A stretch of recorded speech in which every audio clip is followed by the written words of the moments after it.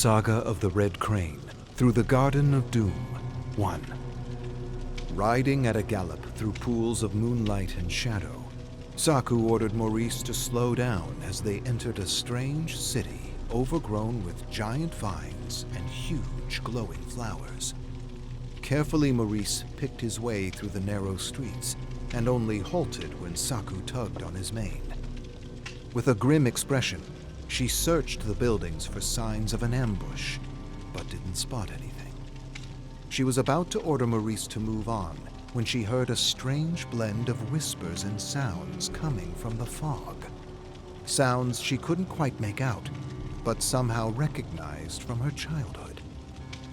What strange realm had they happened upon? What were these giant vines? What were these strange sounds? She didn't know. She couldn't know. The nightmare was beyond words, beyond reason, beyond comprehension. And she had stopped trying to understand what could not be understood long ago. Maurice neighed, and she understood him. "I don't like this place," he said. "Let's get out of here." This, too, she didn't try to understand, but was grateful to have a friend she could communicate with, even if he was a horse. Saku nodded and pointed to a mountain range just beyond the city realm. "We'll find refuge in the hills. Let's—" A sudden explosion interrupted her. Bulbous flowers suddenly burst into clouds of shimmering mist as a massive vine struck her so hard her teeth rattled. Then, from the shadows, another smashing, thundering vine thrust her off Maurice. Instinctively, she reeled to her feet as countless vines attacked her from every direction. With a high-pitched ring, she withdrew her katana, spun, thrust, and sliced away. And just as she sliced the very last vine, she heard a desperate whinny. Saku turned to see vines dragging Maurice into a dark alley, his hooves desperately chopping air, his head thrusting back and forth to break free. With a great sense of urgency, Saku bolted after Maurice, but stopped suddenly when she heard another strange noise. From behind her came the march of feet and the clang of metal. Saku turned slowly to register a mass of fog advancing on her as though it were alive. And then from the swirling mass of fog came undead warriors clad in armor she vaguely recognized. And not wanting to lead this undead army to Maurice, she charged toward the mountain silhouetted by the moon.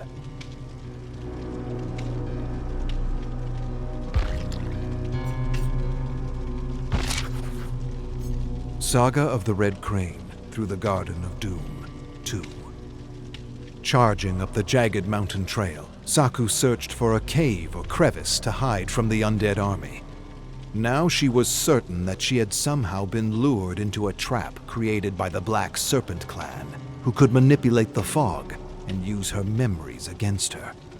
She had hunted down and executed most of the clan members back home, and she had followed the remaining cowards into this living nightmare that had trapped them all. With a rasping breath, Saku halted when she reached a bottomless chasm. The end of the trail. Nowhere to run. Nowhere to hide. Gathering herself, she stared long and hard into the endless darkness below. There were too many soldiers to contend with. She would likely die here. At least she had given Maurice a fighting chance by diverting the army from him. She hoped he had found a way out of his entanglement, and that he would continue to hunt down the Black Serpents in her absence. Then, taking a deep breath, Saku closed her eyes and visualized the battle to come as she prepared for the inevitable. The absolutely horrifying Maniacal puppet show, guest starring Ashy Slashy, 1. Mahan led his young niece Haley and her stepbrother Jaden and their friend Brock through the thickening fog. Cautiously, he tracked the lost members of their ragtag multiverse squad that had split up after a deadly encounter with a giant wooden puppet.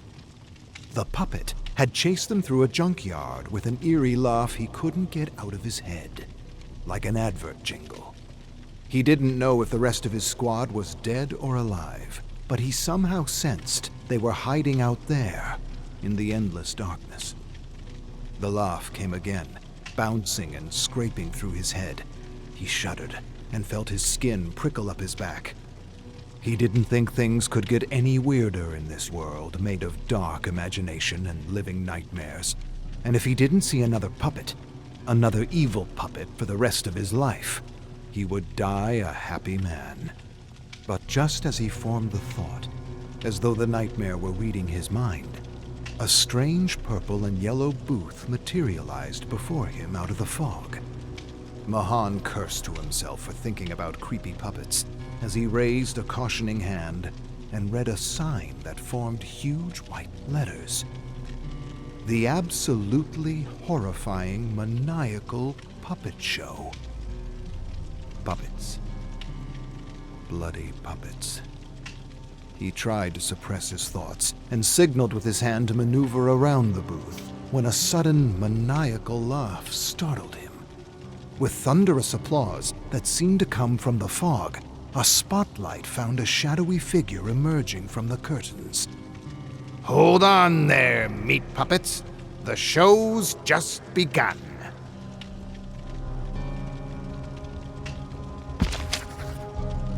The absolutely horrifying Maniacal puppet show, guest starring Ashy Slashy 2.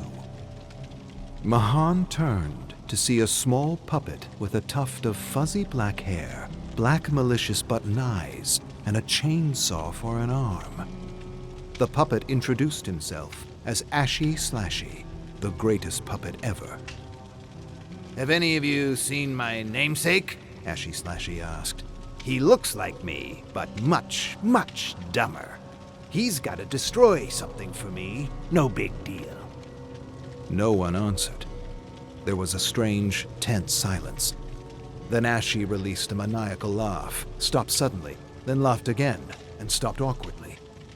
Brock and Jaden looked at each other and chuckled as Ashy fixed his bulging black eyes on Haley. Ready to play, doll? Haley scrunched her face. What does he mean? And don't call me doll. Okay, Toots. I'll show you what I mean. Suddenly the ground shook, and fog swirled and thickened to engulf the squad.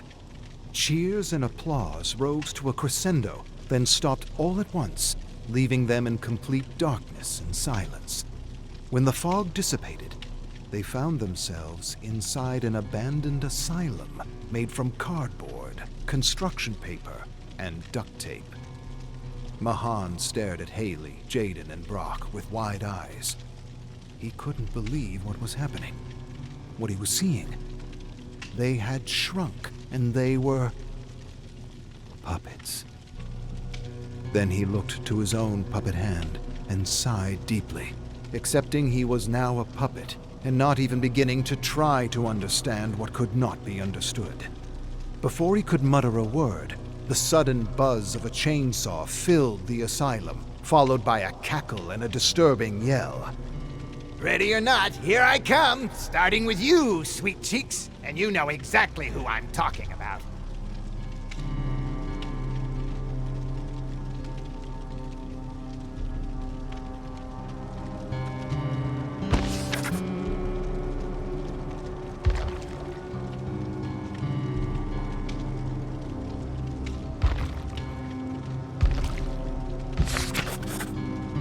The absolutely horrifying Maniacal puppet show, guest starring Ashy Slashy 3.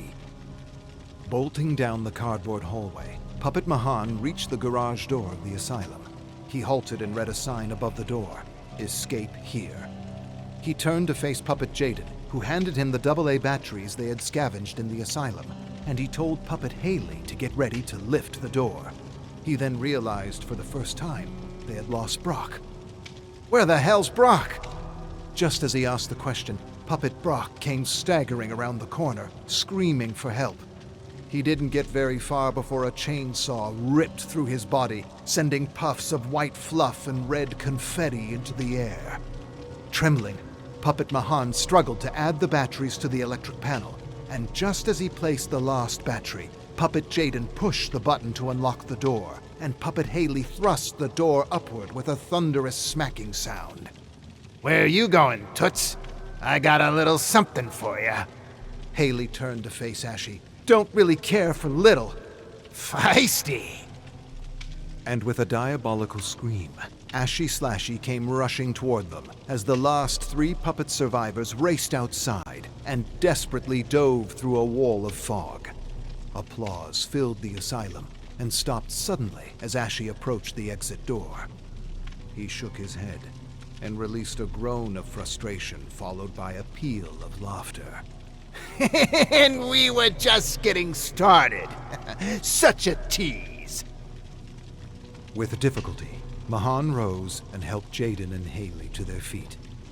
To his relief, they were human again.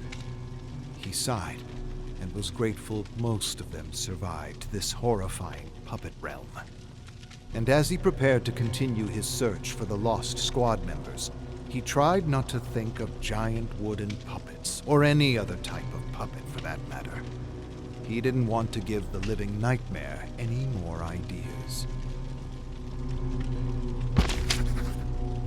Memory 4011. All things considered, the Pineapple is one of the better internet cafes Min has been to. Even through her headphones, she can hear the boy at the next station snoring. Is it nighttime? There are no windows back here. Min takes another gulp of her energy drink. Her phone buzzes next to the keyboard. She ignores it and plants the flag on her home base. The banner fills the screen. Victory. Winning used to feel good. Now it's all she expects of herself. Losing hurts all the same. Why does she feel like she's losing all the time? She's booted back to the lobby and queues for the next match. Her phone buzzes again. She knows what she'll hear on the other end of the line. Her father yelling again, telling her she's wasting her time, her mind, her life. Mom will probably be crying close by, just to make sure Min can hear her.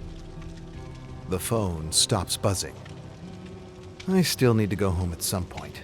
The yelling will be even louder then, maybe even worse than yelling. Things can't keep going like this. I'm not wasting my life. Min watches the screen dissolve into a loading screen. This is my life. So many people become famous playing MOBAs like this one. I'm just as good as any one of them. The only difference is they're playing in stadiums, and I'm stuck here at the Pineapple. The game starts. Someone taps her on the shoulder. She ignores it. Go away, I'm not feeling sociable today. Another tap on the shoulder. Min spins around in her seat.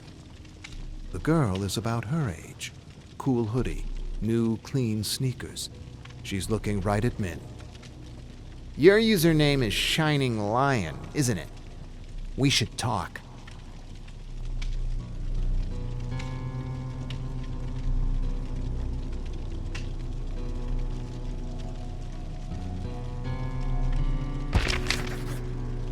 Memory 196. His dad takes the claw hammer from him. Let me show you. He flips it around so the business end is facing him, slides the claw under the nail, and rocks it back and forth. The nail comes out with ease. You need leverage, son. Caleb tries himself. The nail comes out immediately. He turns to his dad and grins, and his dad nods back at him. What's this thing for, anyway? Catching critters in the garden? Caleb's father winces. All the nails seem a little cruel. Well, I don't want him to get away. Just remember this. When you're making something, simple is best. Imagine removing parts from it. If it would still work just as well, you didn't need that part in the first place. But where's the fun in that?